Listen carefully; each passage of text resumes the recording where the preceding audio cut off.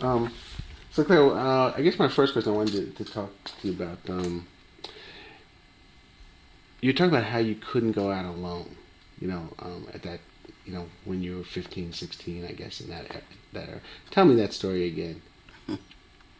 Well, young black ladies never went out alone at night. And of course, the only way you got somewhere, you had to walk.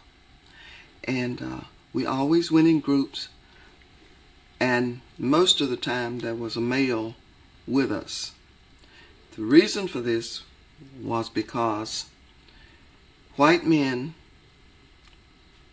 would ride around in the black part of town, and they would try to pick up black girls. And of course, when you didn't cooperate, then they would, use lewd language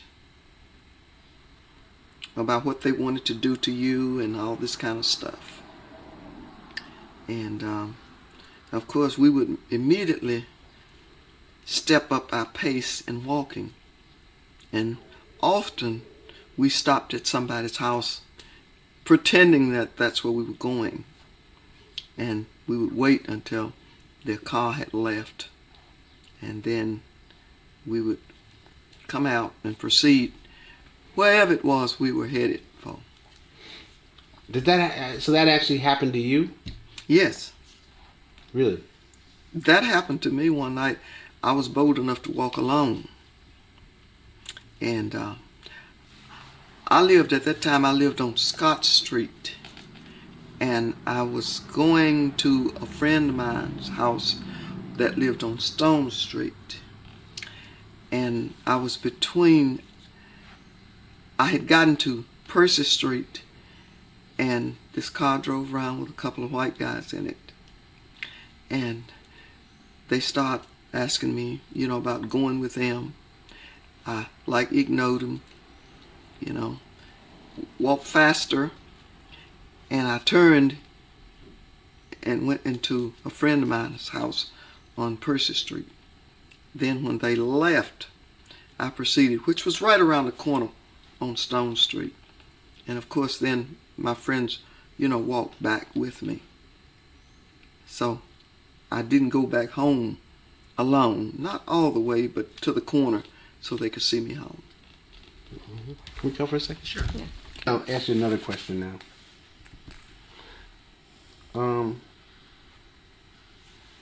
There's a lot of talk about people going north and to Chicago and stuff like that. Why did people go to Chicago, and why do people go to Chicago? Well, most people went to Chicago because they had relatives there, and they could go there and have a place to stay with their relatives.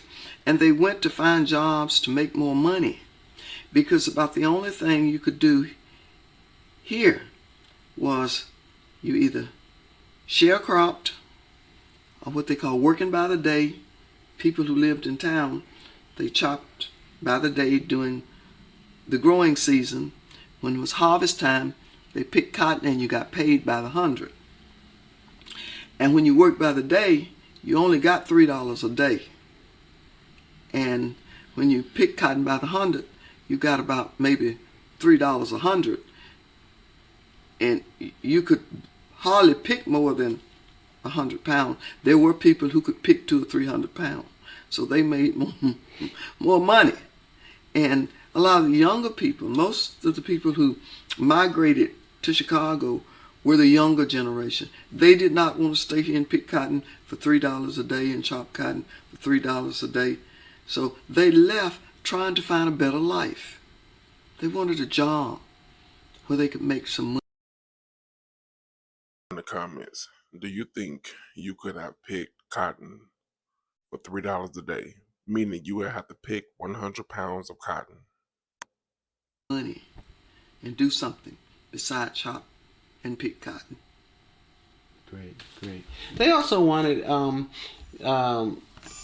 I think another reason for leaving, although money was a big part, obviously, but I think one of the other reasons too was to get away from kind of it was oppressive here in some ways, wasn't it? Yes. Talk about it. Okay. A lot of people had people who had migrated to Chicago. They came back and they told them how nice it was as far as race relations, that, you know, you could do anything you wanted to do. You didn't have to watch every word you said to a white person, that things were better as far as race relations, you know. I don't know whether they were better or not. I didn't go. But that's what they would say. They said that blacks went to school with whites, they had white teachers, and that everything was so different there. So blacks left here to try to find a better life for themselves, both emotionally and economically and physically. You know, healthcare, they said that you could go to the hospitals and see doctors, and here you had very little health care. We had in Greenwood, there was a black hospital that was very poorly staffed, very poorly equipped, and there was a white hospital that you could not go to.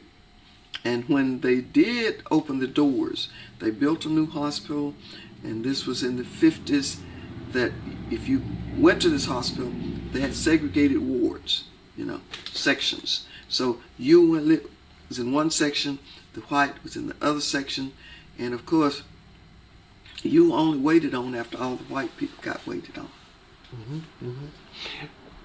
mm-hmm. One thing that's always puzzled me, right, is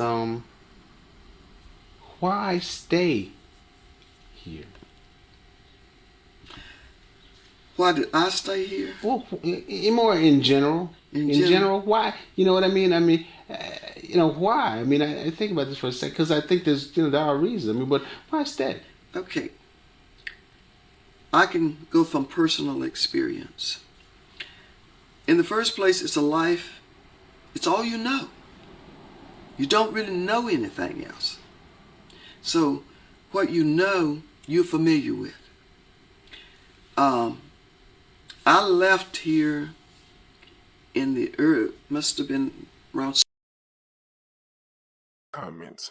Why do you think black people stayed down south, even though it was proven that you had a better life in other places?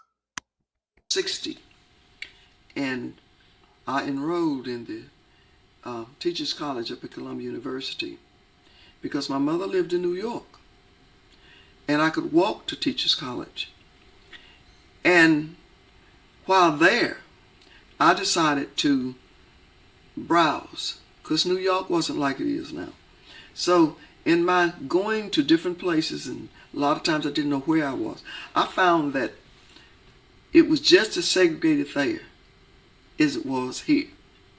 I found that everybody in authority in the agencies and businesses that I went to was white. Okay. So I didn't see that much difference, except I knew, you know, my place. Everybody had a place. I knew my place here. Mm-hmm. Mm-hmm. How are we doing? Mm-hmm. Okay. I'm good, Tyler. How did this is a new question. You know, we talked a little bit about, you know, well, let me just ask you the question. How did you know your place here? You know, I'm really interested in how we learn, you know, what we can do or what we can't do or what we should. Do you know what I'm saying? As we were talking, Emmett Till didn't know because he was from somewhere else. But you know, how did you learn? How did kids in the South learn what they could do and what they couldn't do? From the earliest of your recognizing who you were, you knew that when your parents, first place you go with your parents. So you learn this from your parents.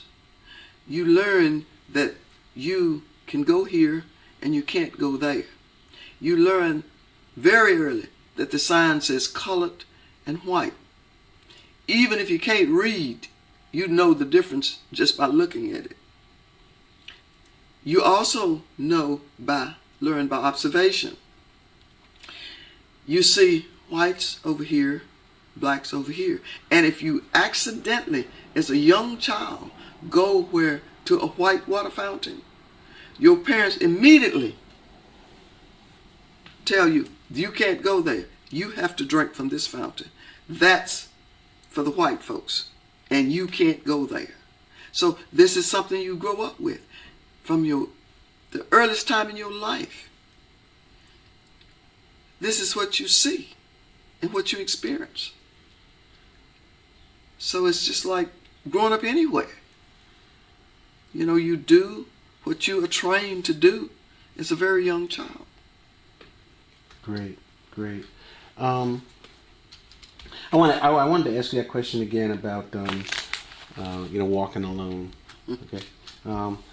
We did change the lights here and everything's a little bit different. So I'm sorry. Sorry. Talk to me a little bit about as a young girl, could you just go out and walk freely? No. You never go out and walk alone. You always walked.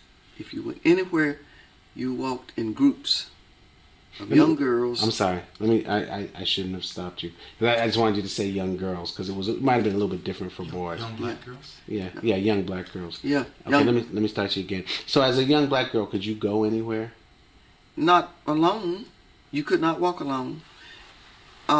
Within the city, because if you walked alone, you were subject to be stopped, accosted by white men who were driving through your neighborhood and propositioned. And then when you refused the advances, you were subjected to lewd remarks. So you didn't walk alone. This happened to me one night. I lived on Scott Street. I was going to see a friend. It was early, so I felt pretty safe because it was not dark. And my friend lived on Stone Street. When I got to Percy Street, this is where they drove their car by to stop me. Of course, I picked up my pace and kept walking, and they, just driving along beside me. And so I turned and went to another house of another friend, because everybody back then knew each other. There was nobody. You could stop at any house you was in front of, because they knew you and you knew them. And so I stopped, and I told the friend of mine what had happened, and she says, well, we'll watch out the window. When they leave, then I'll go with you to Dolores' house. So when they left, then we left and we went, and then she and my friend Dolores, Bessie, this girl was named Bessie, they walked me back part the way home on the corner of Scott and Roosevelt.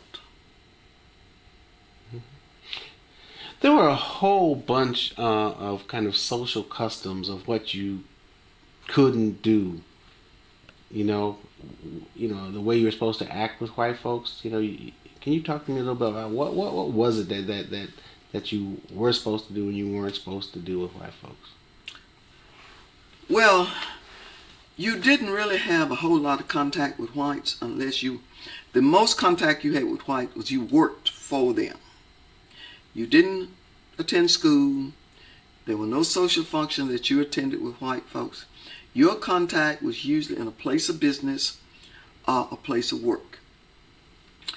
You always said yes ma'am and no ma'am, because black kids then were taught to say yes ma'am and no ma'am to your elders anyway. But even if they were a young white girl your age, you were supposed to say yes ma'am, or call them miss. And the young boys called them mister, if you were there. I don't know whether it was fortunate or unfortunate. I did not have to work for anybody. I had very little contact with whites, except if I went into a place of business. And then if I went into a place of business, usually I was with my grandfather. He did not really leave us alone to be subjected to very much. So I guess my frame of reference might have been different from some others.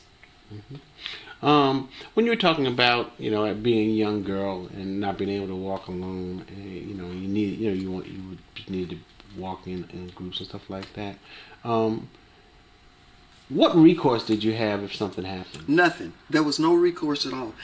If a white man got a young girl and took her out and there were multiple rapes, there was no arrest, no investigation, or anything. You were just raped if this happened. Now, I don't know personally of anybody who this happened to. But I know there was no recourse to anything that happened to blacks, period. Tyler? I just wanted you to say, give me a little bit more on that because I just started talking over that. So you were saying there's no recourse? You want a story? No, yeah. Well, I have a story. Okay, give me a story. And I guess this happened, around 46, 47, when I was in school out at T York. A plane fell, and back then, the only time we saw an airplane was it was flying over.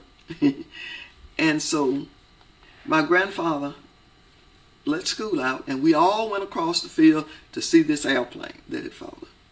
When we got there were several men there, and they were like standing around, walking off, saying, the plane hit the ground here, and it skidded so many feet this way. Well, there was a man, and I don't remember his name, a black man, but he had on his right hand, all of his fingers were missing except a thumb, and he kept it like in a pocket. And this white man, his name was Mr. Waller. That's all I remember. I don't know his first name. But he came up behind him and he cursed and says, "Didn't I tell you to move?" Well, the man just kind of looked around at him, and we thought he hit him up beside his neck. But he did not hit him. He cut his neck with a knife. And as he passed us, my grandmother screamed and said, "He cut him." And the man looked at her and said, "He sure did," and walked on by. And then he fell. He began to fall, and some men caught him. And they realized that he was hurt seriously. So they loaded him into the car to bring him to Greenwood. See, this was in the rural area. To bring him to Greenwood. But before they could get him here, the man had bled to death. And the only person he could have seen when he got here was a black doctor, and that doctor was named Dr. Lane. After this, white people went around in the community saying that if the FBI came and asked you questions, you wasn't supposed to know anything. But this man was never arrested. There was never a trial or anything. And these kind of things happen.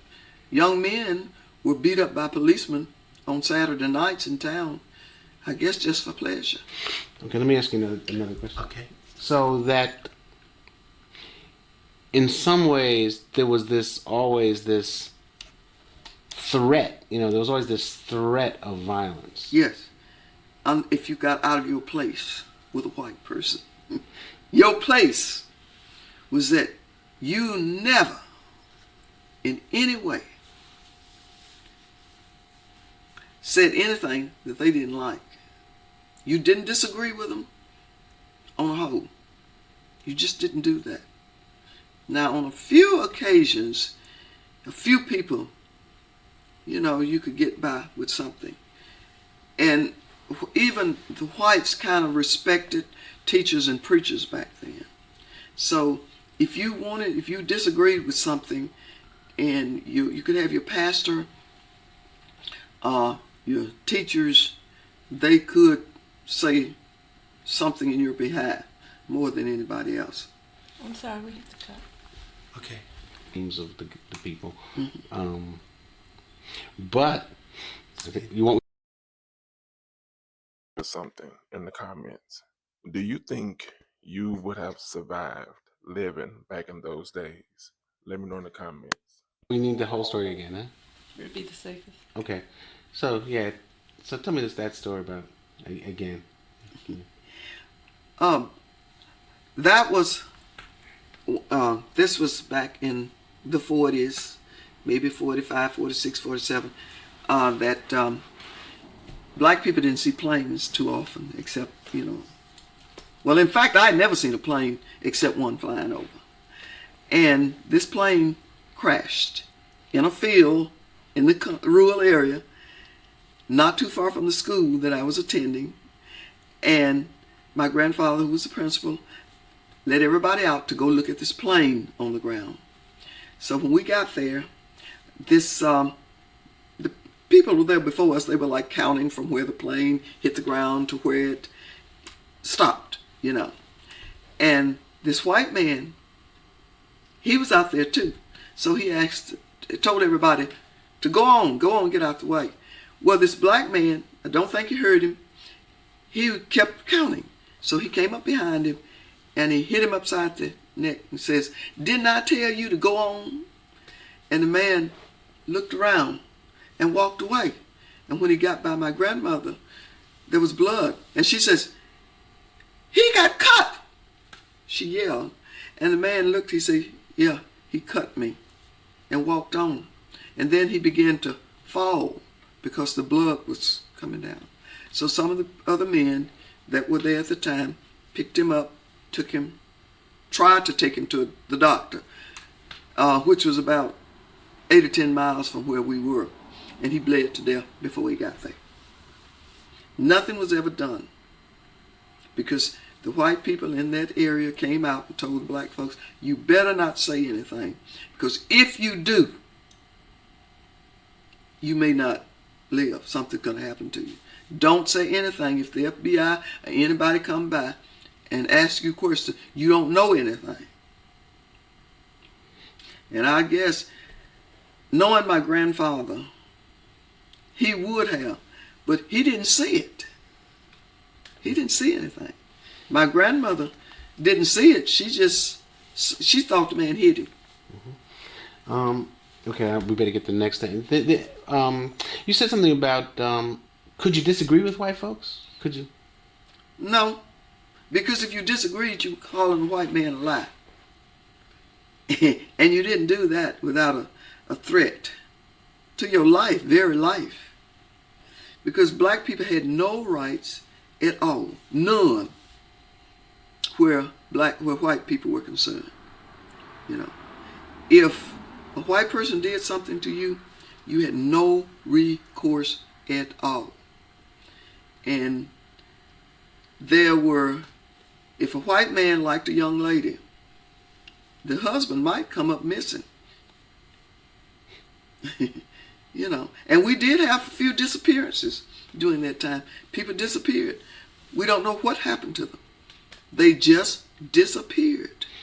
Of course, nobody looked for them, especially the law. The only people looked for them were their family. One of the things that we talk about is the and one of the big taboos for a black man was to have any association with a white woman. No, you didn't even look. A black man wasn't even supposed to look at a white woman. You understand something? Because it sounds to me like a white man can look at a black woman and make her spouse come up missing because that's what he likes. But as soon as it's on the other foot, the black man can't even look at a white woman. How do you think you would have handled a situation like that back then? If she came, he was supposed to drop his head. And a lot of times they did. Why? Because if he looked at a white woman, then that was an indication that he was probably interested in her sexually. Now why? Because some of them look so bad, big, fat, and ugly, and just like anybody else. So, but just because she was white, I guess they thought black man wanted her.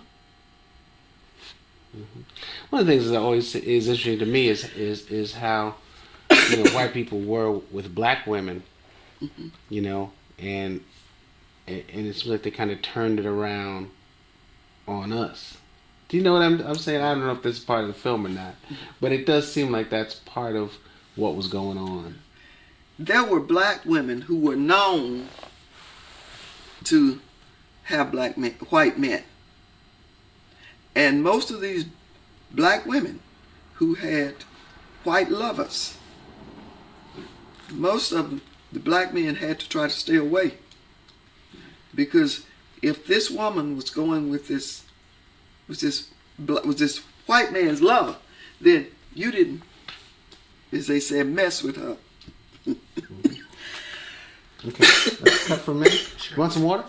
Or juice? If that's a problem. I mean, Let's take it up Should I stop for a or minute? swallow. oh, we're getting close. Okay. Okay. You're familiar with the town of Money, right? Oh, yes. You know, paint me a picture of Money. Most people who see this are never going to been to Money. They're never going to go to Money. You know, but they're going to hear a lot about Money. What was the town of Money like?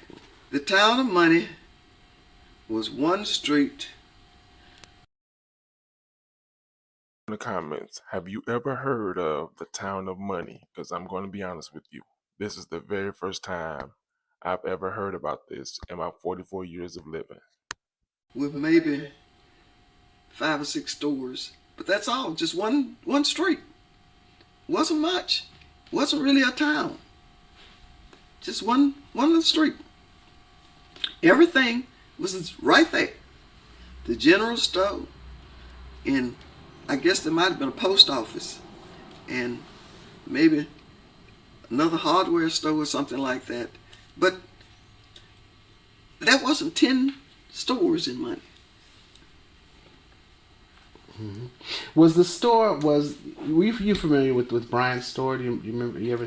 Well, it was a the typical Just a typical just rural store. Yeah, Just a store. Okay, let me because I was still talking. My fault. If you could just talk about that kind of little store that was run by the poor. Oh yeah, a store like that was in almost every community that you went to, and usually they sold about everything you wanted. They had little jars around with candies and. It's to me like now we know where they got the whole idea of Walmart and Target and other stores like that. Gum and stuff that you could buy for a penny and 5 for a nickel, and stuff like that. And you bought bread, thread, needles, kind of like a general store. You bought almost anything you want from that little general store. Even some of the general stores had clothing items. So when you went to the store, you could buy anything you wanted, including, some had ice cream, some did not. And the stores usually had the counters like a glass that certain things was behind the counter. This glass, certain things. And then others was in little bins, that you just picked up, And there was things like beans that had a little scoop that they scooped it up in bags and sold it to you, So that's just the way stores were back then. Bobby, give me a big change. Sure. Let me ask you just to give me a short version of that, and if you could because you started with the way you started was in that store, and we may not know what store you're talking about. We may not be talking about that store. Mm-hmm. So if you could just say, in every rural community or something like that, or however else you want. Okay, go ahead. Well, in every rural community, you had a store, and especially if it was considered a little town, and you might have had a store and a post office. But in all rural stores, if you went in one, you went to another. And they had, where they kept the meat was behind the glass, and if you wanted some cheese and stuff, they would cut it for you. Then they had beans and rice and stuff in barrels, and pickles in barrels, and rice and beans and stuff like that. They'd take a scoop, and they had bags, and they would put it in a bag, and had these great big jars of pickle. If you wanted to buy a pickle, they had a great big fork. They'd take the fork, get the pickle, stick it in a bag, and hand it to you, Okay. Were these stores? So these stores were run by black people. No, white. Tell me that. Only white people. You didn't have any stores set up as such that were run by black people, not in the rural areas. Now, when you came to places like Greenwood, and but not Money. Money was too small. But Greenwood had, in the black neighborhoods, you had stores that were run by some blacks. Okay, let me ask you that again, and we don't need to go into Greenwood because we'll be talking about these rural areas. So if you could just tell me who ran the stores in these. Always white people ran the stores in the rural areas. Okay, and I'm gonna have to ask you again. Wait, if you can't, just wait a split second after I finish because we're kind of both talking at the same time. Okay. So who ran those stores? The whites always ran the stores in the rural areas. No blacks ever owned a store. Usually, the person who ran the store, it belonged to the landowner who owned the land. And they always had a general store that you could get anything that you want. And most black people had accounts at these stores. I think though that the little store in Money was a real little one, and so sometimes if it was a smaller store, it might be run by kind of poor white people. Yes. Can you tell me that? But you see, Money was considered a little town, and in little towns you had several stores, and all of these stores were run by whites in a town the size of Money, and like Itabena, small places like that. Okay. Let's cut for a second. Sure. Was there hope that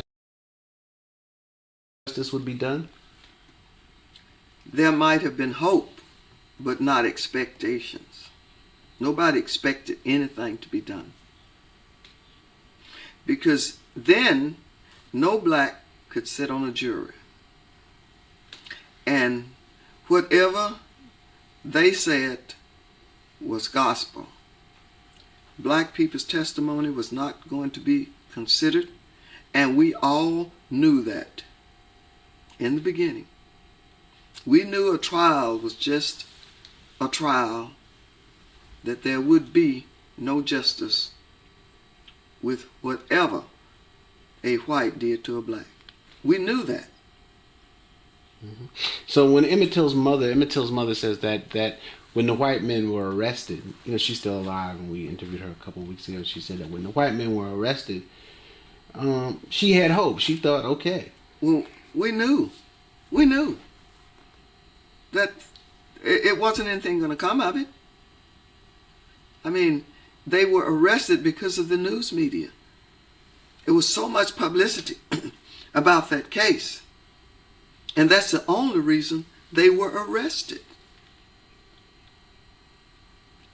If the news media hadn't played it up, newspapers, magazines, and everything, hadn't been such a high-profile case, they wouldn't have even been arrested.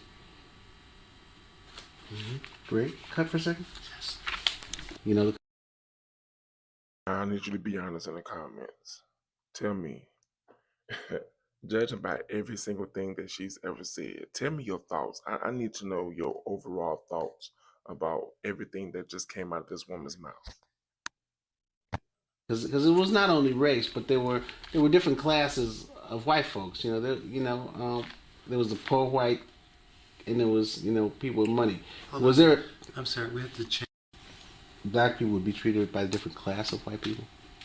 Yes, the richer people treated blacks better than the poorer whites, because the poorer whites seemed to be angry because they weren't rich, and they seemed to want to take it out on the blacks. So any opportunity they had to do something to a black person, they did it.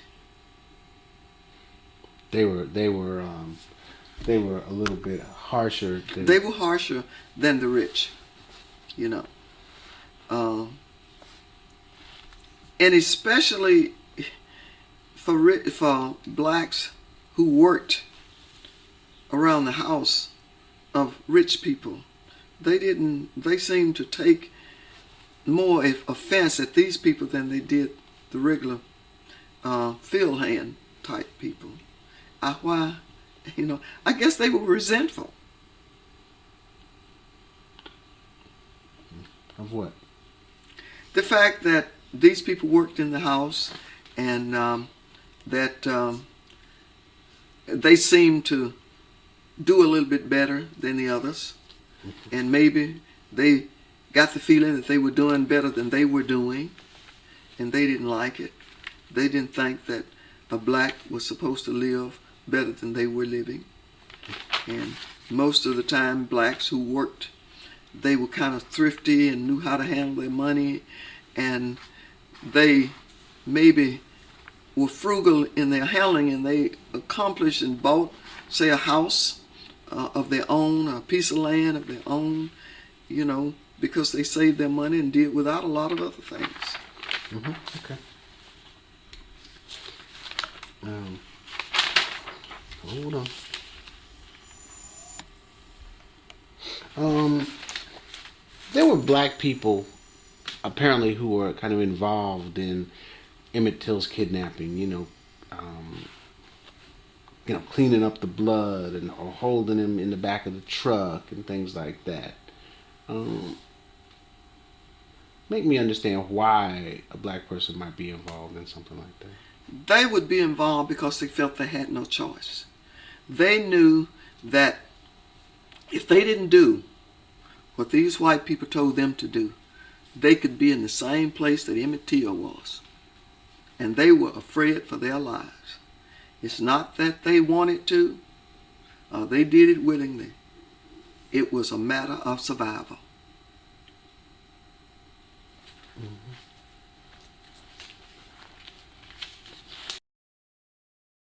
To be honest, in the comments, I understand what she's saying about a matter of survival. If you was born back then and trying to live and survive, do you think you could have helped the white man do what they did to Emmett, or would you have been trying to survive?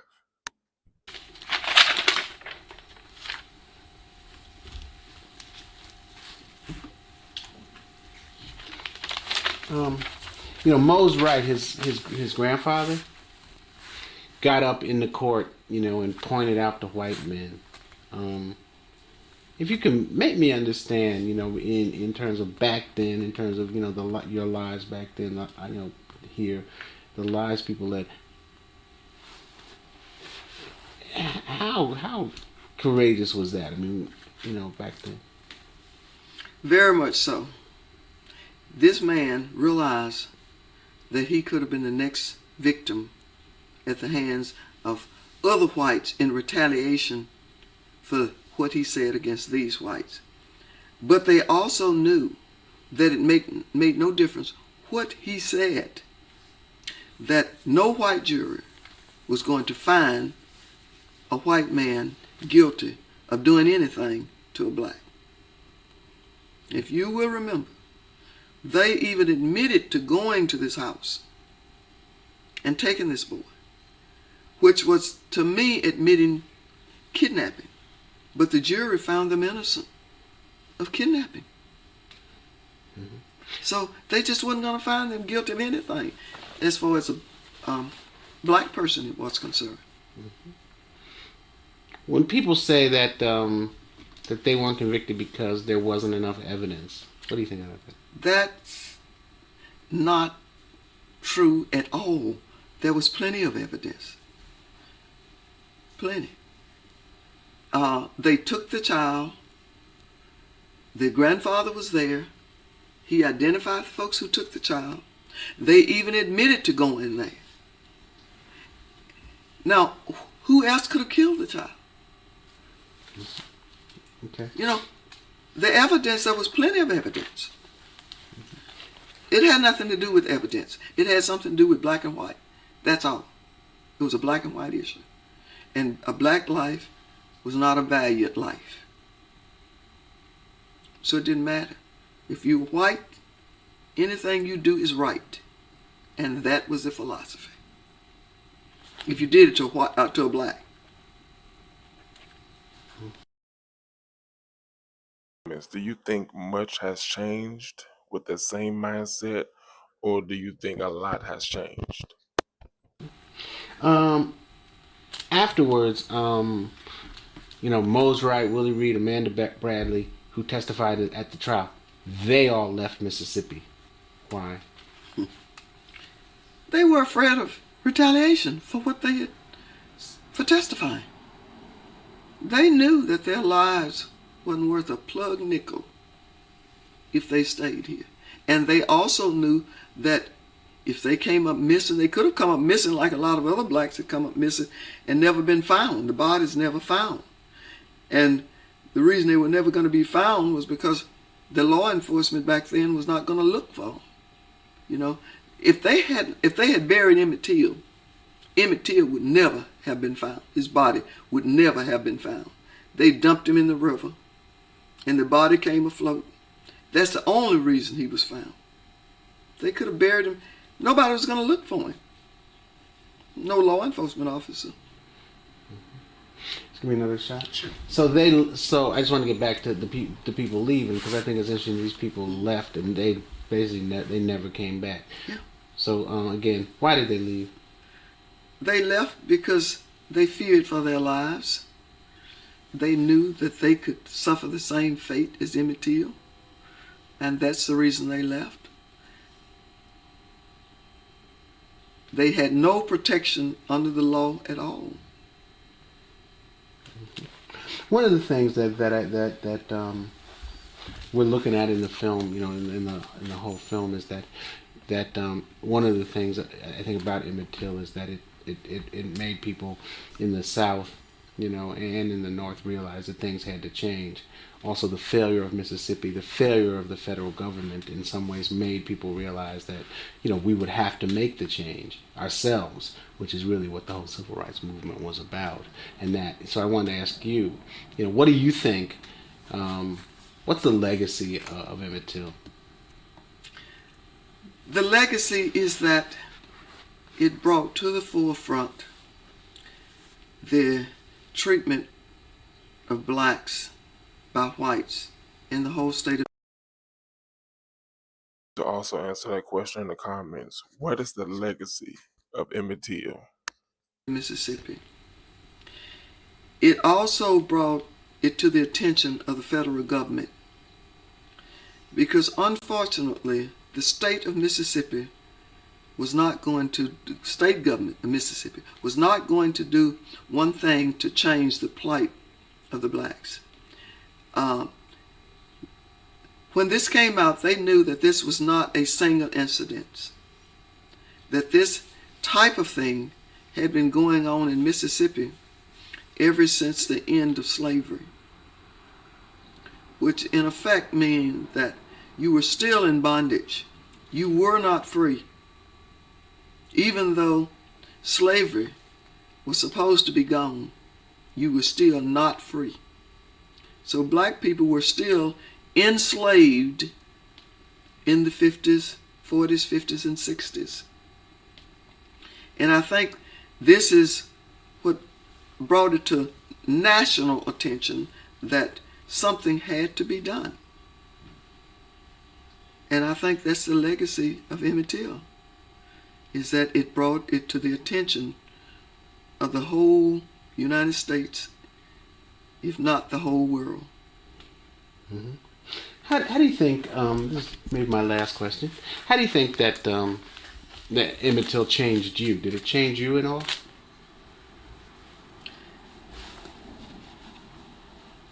Me as an individual,